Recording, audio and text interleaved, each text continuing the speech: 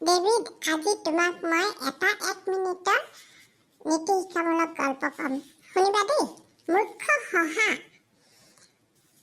এদিন এটা শহাপহুৱে গছ এজোপাৰ তলত গভীৰ টোপনিত লালকাল দি আছিল। এনেতে কৰবাৰ পৰা শিলগুটি এটা আহি তাৰ মূৰতে পৰিল। সি দুখ পাই তৎক্ষণাত সাৰ পালে আৰু ইফালে সিফালে চাই কাকো নেদেখি সি ভাবিলে আকাশখন কিজানি ভাগি পেলাই তাৰ মূৰতে পৰিল। ভয় খাই সি দৌৰি দৌৰি সকলোকে চিঞৰি চিঞৰি কবলৈ ধৰিলে, আকাশখন ভাগি পৰিল, আকাশখন ভাগি পৰিল, তোমালোকে নিজক বচোৱা বচোৱা।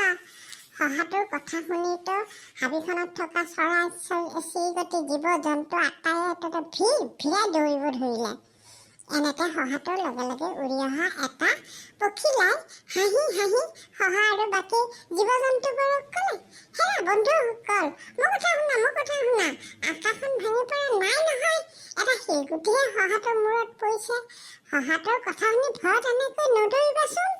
পখিলাটোৰ কথা শুনি আটাইবোৰ ৰৈ গ'ল আৰু বৰ লাজ পালে। এতিয়া এই গল্পটোৰ নীতি শিক্ষাটো কি জানে? আনে কোৱা সকলো কথা আমি অন্ধভাৱে বিশ্বাস কৰিব নালাগে।